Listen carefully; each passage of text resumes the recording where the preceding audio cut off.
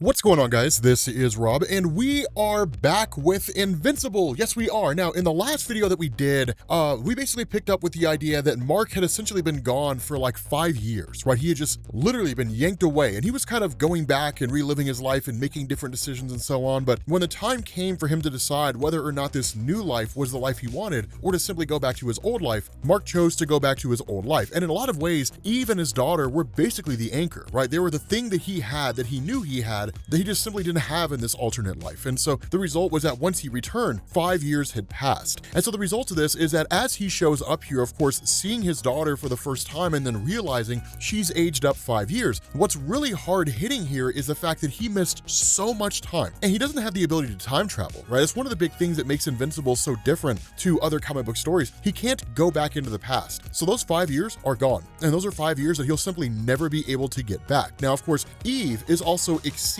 excited to see him as well, of course, heartbroken by everything. But one of the other things that goes on here is Mark kind of tells her everything that was happening with regards to the whole experience he went through, the idea he was given a separate choice, and so on and so forth. But in the end, what also really hits him is the fact that he's just missed so much, right? He's just missed so much of his daughter's life. The first time she walked, the first time she talked, all that stuff, those are things that were basically gone. And while I am not a parent myself, I also have to believe that's a hugely traumatic experience for a parent, right? Whether it's because they're locked up in jail or because some circumstance took them away from their child, right? Military life or something along those lines, coming back and then the reality of the situation hitting you that you've just missed all that time. And those are moments that you can never get back. It's gotta be hard, right? It's gotta be a very, very difficult thing. Now, the other part about this is that, again, this is everybody, right? Everybody's aged up 5 years. So when Mark meets Oliver, I mean, Oliver looks pretty damn dapper. Not even gonna lie.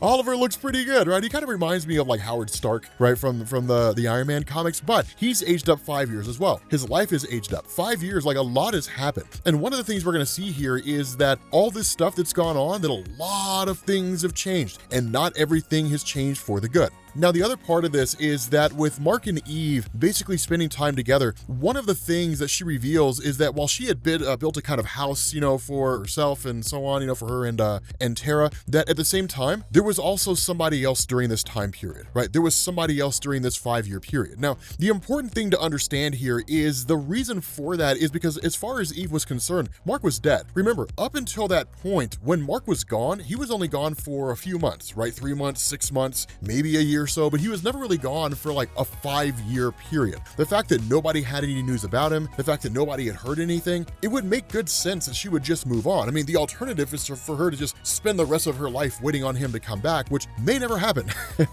I mean, in truth, the guy did, but ultimately she didn't know that. The other part of this is that when I say not everything that changed is good, that you actually pick up with Oliver, and of course his wife is tending to their children and so on. He basically goes into the office to have a video call, and the question's asked, are there any updates on your brother? Only for us to find out he's talking to General Thrag. That what's happening here is that somewhere along the line, Oliver sided with Thrag. Somewhere during this 5-year window, he ended up becoming what is in effect a spy for the Viltrumite Empire, or at least for Thrag himself, within the Coalition of Worlds. And so the thing about this, and what's really kind of crazy here, is that ultimately you end up basically having this scenario where Alan the alien is essentially kind of called to the systems, right? Called to the meeting place of the Coalition of Planets, only to find out that there's essentially a kind of coup d'etat that's in the process of happening. That, if you guys recall in the last video that we did, that it was basically revealed to Alan the alien that not everybody who was in the Coalition of Worlds was friendly. Not all of them thought that he was an effective leader. And it was one of those things where Kirkman was kind of telling us it's only going to be a matter of time before somebody makes the move to take him out. And that's exactly what's happening. That people see him as what is in effect an ineffective leader. And so in an effort to take him out and replace him with somebody else, because he's the one that basically runs everything going on in relation to the military and all that kind of stuff, it's not as though you can just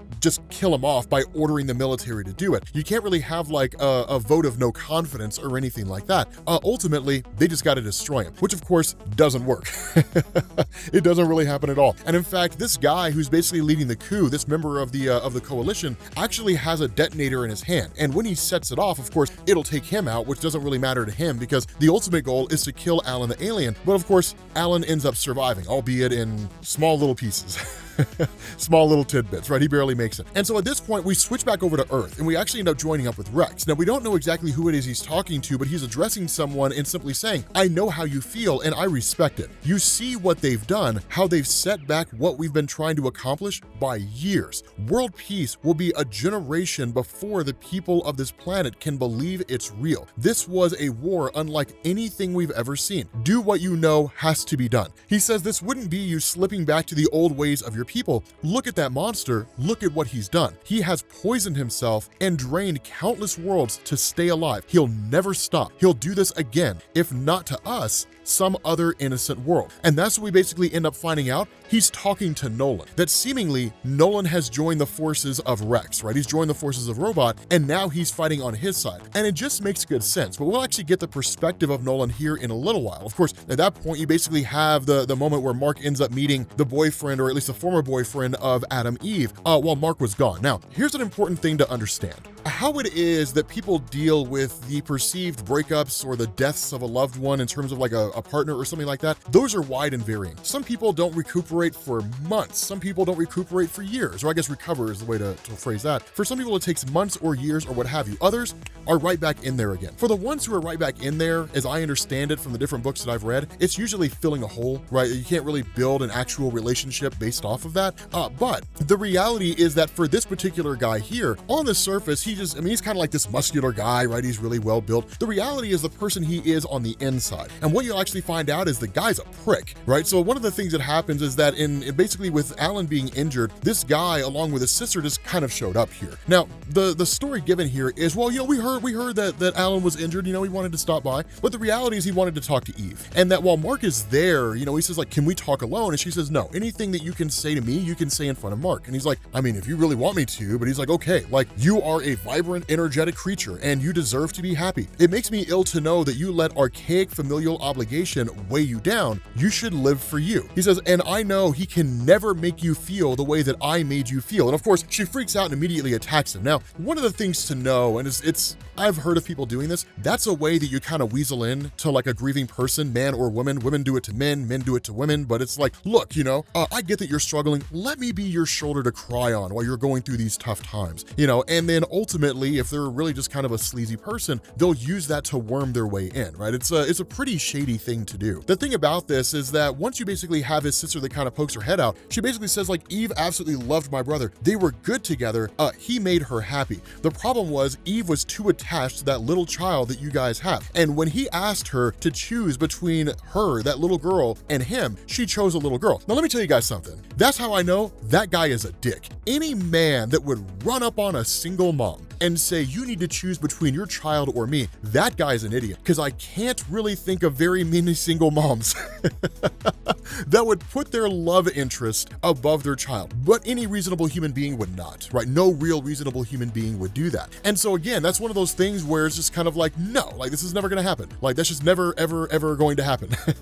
So it makes sense the two of them ended up going their own separate ways. But at that point, we switch over to Thrag himself. And the crazy thing about this is that if you guys recall in the previous videos we've done, one of the things that I guess Freddie Mercury, I keep forgetting to call him Freddie Mercury, one of the things that Freddie Mercury had done is he had actually traveled to other worlds and had basically started seeding offspring on those other worlds. The goal, of course, to build up what he could consider to be something as close to the Viltrumite Empire as he could get. With no more pure-blooded Viltrumites that were on his side, remember, like they all basically turned against him and sided with Nolan, he couldn't really bring the Viltrumite race back to its proper place because there were no more pure-blood Viltrumites left there. So the next best thing is to basically make what are in effect more Olivers, right? That's the race that he's procreating with. But with his children, at least these two individual children, he's essentially grooming them. That he basically teaches them how to engage in conflict. He teaches them the nature of the Viltrumite race, to engage in warfare, to fight, to basically look at all of the other races across the galaxy and the universe as basically being lesser than, right? Basically saying like, our job is to rule them, right? That's what we do. So teaching them to be ruthless, teaching them to be cold and calculating, that's all really what goes into this. Now, one of the other things that goes on is, if you guys recall, Anissa, she was the one who sexually assaulted Mark. And for a long time, Mark kept it to himself, but ultimately he ended up revealing it to Adam Eve. And when that happened, when he basically dumped that information on Adam Eve, her immediate response is, we need to do something. But Mark didn't want to. Now, one part of that was kind of the victim's mentality, which is, it was probably something that I did or something along those lines, basically blaming themselves. But the other part was there was just too much at stake, right? If he went to his father, if he went to Nolan and said like, hey, I know you're the leader of the Viltrumite race, Anissa had basically sexually assaulted me. One, it would be openly admitting it, which would basically crush any self-esteem he had, which kind of goes into the victim mentality. But two, it could potentially fracture the Viltrumite race. Now, of course, maintaining his own mental health is way more important than the success of the Viltrumite race. But the point that I'm making here is that when people go through those exceedingly hard experiences, they don't always make the most logical decisions. That emotion largely ends up taking over. And so as a result of that, we actually end up finding out that what appears to have been the case is that Anissa had basically gotten pregnant, and that in doing so, she ended up giving birth to a child that she named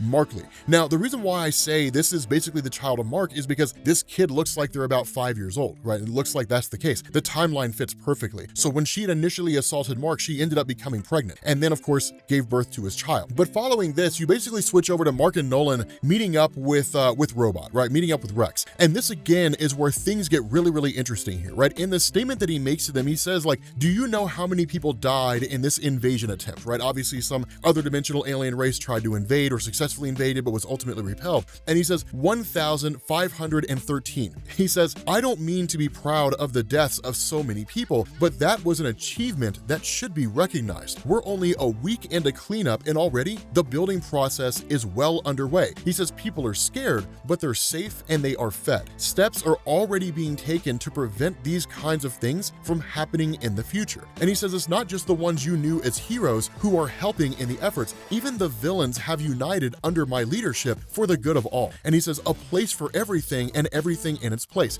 He says, I've learned if you find out what a villain wants and you give it to them, well, then you have an ally. Power, respect, money, help them meet their goal on your terms. Then the other people, the bad stuff becomes less important and they become productive members of society. And he says, I'm glad to say as time goes on, more and more of our friends are starting to see things my way. After all, you can't argue with results. There are still a few holdouts, but they don't interfere. They keep their distance. And in the case of Monster Girl and Monax, they even pitch in when help is needed. Don't let the current state of people fool you. People are happy and life is good. And this is a statement that he's making to Mark and to Nolan. It's really more to Mark than anything else because Nolan is already on the side of Robot. It's really more to Mark than it is Nolan because Nolan's already on the side of Robot, right? It's basically trying to convince Mark. And that's when the two of them basically take off into space and they have this discussion. And Nolan makes this case where the two of them are talking and he's like, look, it was understandable when this all first started that you would be avidly against it because there were no results. There was no evidence to indicate that he was actually doing a good thing. You simply had to take him at his word. And all he had shown you up to that point was that he had launched a massive campaign against all those superheroes that he knew right off the bat would turn against him, and then left those that he was unsure about to make their own choices. But he had, by your measurement, turned against the superhero community. But now we're 5 years in. We have results.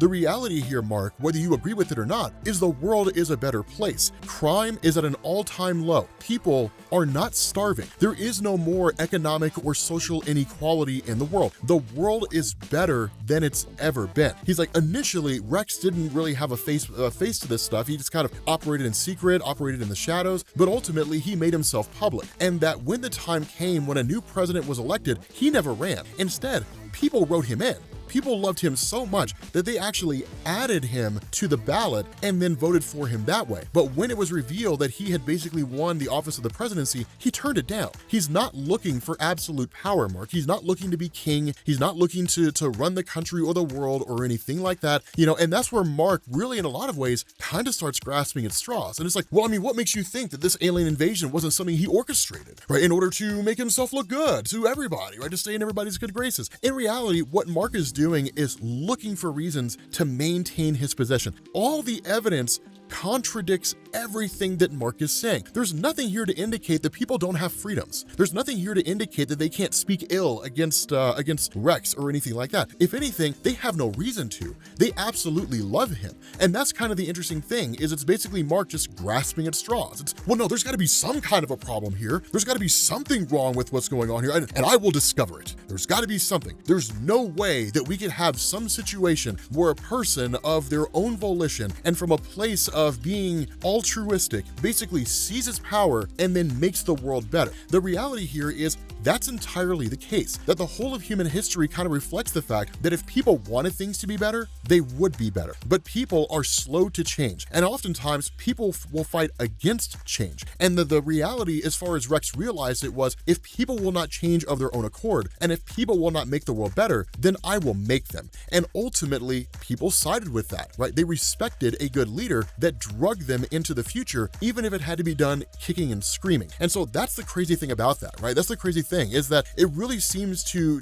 point to this idea that at the end of the day, superheroes basically exist for the purpose of maintaining the status quo. That's all they really seem to exist to do. But when you have somebody who comes along and flies in the face of that and says, no, we as superheroes should not be maintaining the status quo. We should be making people better, whether they want to be or not. Suddenly it doesn't seem to happen as bad as it may have been before. Now again, there is a lot more going on here than we're initially led to believe, but it basically looks like Rex is the good guy here, right? And Mark is the bad guy trying to find a problem with a great situation. And so the result of this is that you basically end up picking up with General Thrag, of course, who essentially tells the two of his children, like, I have trained you, I have taught you everything you need to know to become highly formidable assets. I have a final mission for you. And he says, your mission is to kill Mark, right? Your mission is to go back and to kill Invincible. Word has reached my ears that he has returned. We will destroy him because of his actions in destroying, at least being a part of the destruction of the Viltrumite race. He can't readily launch an attack on Nolan because what's left of the Viltrumite race sees Nolan as their leader. If Freddie Mercury were to show up here and attack Nolan on Earth, the Viltrumites would kill him, right? They would ultimately end up destroying him, right? That was the promise that was made. If you come back here, we will kill you. So you stay away, we stay away, and that'll basically be it. Now, of course, he also contacts Oliver to let him know what's going on, and Oliver begs, right? Begs and pleads, please do not kill my brother, right? Do not kill Mark. But the response of Freddie Mercury is, it's already set in motion, right? This is your test. This is a test of your loyalty. If you are truly on my side, you will let this happen. You will let your brother die. But if you turn against me, if you try to save the life of your brother, then I will know what side you're truly on, right? I will know where your loyalties truly lie. And so while you have Mark and you've got Tara and you've got Adam Eve who are just enjoying a beautiful day, you know, at home where Tara is playing outside, suddenly they're met by the children of Freddie Mercury, right? Who immediately attack them, right? Who immediately just start going off and attacking all of them. Now, one of the big things to know about Tara is despite the fact that she has seemingly inherited the powers of Mark, she's never really used them before. And so the result of this is that she doesn't know how to fly or anything like that, and that while she is essentially taken by Mark and he flies as fast as he can, she hasn't learned how to breathe while flying. And so for her, it's like suffocating, you know, and that's why he tells her, you need to take a deep breath, right? Take as deep of a breath as you possibly can, and then we got to take off again, right? Like, we need to get you someplace safe, and then I will come back and I will deal with this fight myself. And so ultimately, the son catches up to Mark while the daughter is battling Eve, and in a lot of ways, the fight seemed pretty even. Now, one of the things here when it comes to Eve is she probably the most powerful person that exists in the universe just in terms of raw power? Yes, but how she uses her power has largely been pretty small, right? She used it when she was doing things like fixing the environment and all that kind of stuff, right? Altering the biological structure and the biosphere of the earth in just huge ways. But when she engages in a conflict here, she uses them pretty small time, right? I mean, I guess she could just simply phase this girl out of existence or turn her into something else or whatever the case happens to be. But in the end, she uses her powers in a pretty basic way. And a lot of that is because Adam Eve doesn't want to kill this girl. Remember, Adam Eve and Mark don't readily kill people unless they absolutely have to. It's more about defeating her, right? Basically capturing her, you know, essentially getting her to stop, right? That's really all it is. But the fight's pretty drawn out. Now, of course, once the son catches up to Mark and the two of them start fighting, then Mark immediately starts pummeling this kid. The ultimate thing here, though, is that the son basically grabs Tara and then drops her from this enormous height because he knows Tara doesn't seem to have any powers, or at least doesn't seem to know how to use her powers if she does have them. And so where the expectation is she'll just crash into the ground and just hit as hard as possible, she ultimately ends up flying. Right now, it's really more floating than anything else, but of course, she doesn't hit. She has no idea how to use her powers, she has no idea what to do, but it's one of those things where it's like, okay, cool, she's safe, until Freddie Mercury arrives on the scene and then grabs her. And of course, we know that she would stand no no chance against Freddie Mercury, right? Freddie Mercury would absolutely crush this girl. And in fact, where he goes to kill her, right? Where he goes to take her out, Oliver shows up. And Oliver basically ends up fighting off against Freddie Mercury and essentially siding with Mark. Now, it's a very sad turn of events here because ultimately Oliver tells Tara, go and find your father, right? Oliver knows his fate is sealed. He knows that going against Freddie Mercury like this, he can't go toe-to-toe with this guy. He cannot stand against Freddie Mercury. Remember, Freddie Mercury was orders of magnitude stronger than Oliver was when they first met. And that while Oliver has grown stronger as he's aged, so has Freddie Mercury. And so in effect, he'll just never be as strong as Freddie Mercury is, right? Oliver's strength and capabilities could increase by 50 levels. But by that point, by the time he gets to where General Thrag was, General Thrag will be 50 levels higher above him, right? It is an even distribution. It just kind of continues at the same rate. And so because of this, there's no conceivable way for Oliver to survive. And so with that being the case, you ultimately have Mark, who basically shows up to Adam Eve and helps her basically incapacitate the daughter. And then of course you have this whole fight going on between Oliver and Freddie Mercury. And ultimately Freddie Mercury just like impales Oliver, right? Punches him through the gut, and that essentially kills him. And then following that, you end up having Mark, who shows up on the scene with the son of Freddie Mercury. And he says, you have something of mine, I have something of yours. You have my daughter, I have your son. I suggest that we have an even exchange. And the response of Freddie Mercury is, no, I know you're not gonna kill my son, right? You're a hero, like you're a guy who does good things. You save the day. You don't kill Mark. Do not give me this brave face, right? Do not give me this face that like, you know, you would be willing to destroy my son if I was willing to destroy your daughter. You've never been that man, and you never will be that man. And he's like, I will kill your daughter here, and then I will watch you cry, and I will watch your world fall apart. And then once that's done, I will kill you. And he's like, once my son is safe, then I will kill you, and then I will kill Eve. And the ultimate response that Mark gives is, being a hero is bullshit. And he snaps the head of Freddie Mercury's son right off his shoulders, kills his son on the spot, and then in turn goes directly after Freddie Mercury. At that point, Freddie Mercury is incensed, right? One, because Mark has basically defied every possible line of logic that he ever could have imagined actually being the case. And the second reason for this is because Mark killed his son. And so the two of these guys are fighting with absolute anger and hatred. Not only that, the daughter jumps back onto the scene again, and the daughter, completely enraged at the fact that Mark had killed her brother, absolutely pummels Adam Eve. And then in doing that, smashes her mouth in and then basically kills her. When that happens, you end up having Freddie Mercury, who rips Mark in half. And so in effect, both Mark and Adam Eve are basically killed here, right? They're totally destroyed. And so the result of this is that where Freddie Mercury and his daughter essentially take off, right? They end up leaving, and it's just like, we're done here, right? Let this girl grieve in front of her dead parents. Let that experience soak in. That what ends up happening is it turns out Adam Eve is not actually dead, right? She's severely injured, but she's not really dead. And what I don't necessarily know how I feel about, she ends up activating her powers. She heals herself and Mark. They return back to 100%, completely and totally healed, even with new outfits. And the response of Adam Eve is, we can't sit on the sidelines anymore. We can't stand out here and just let Freddie Mercury exist out there and do some things that, yes, we've been trying to stay off the radar. We've been keeping to ourselves because we have a daughter. But the reality here is that we're in a war now, and this will be the war to end all wars. When the smoke clears and the dust settles, it'll be us or them who are basically left alive. We have to train our daughter how to fight, and we have to be willing to fight ourselves. With that being said, guys, we're gonna bring this video to an end. We have 2 videos left, and after that, Invincible's done, right? Basically, the war to end all wars. Technically, it's called The End of Everything, parts 1 and 2, but it's the war to end all wars. And let me tell you guys, it is phenomenal. But we're gonna bring this to an end. Thank you guys for watching, and I will catch you all later. Peace.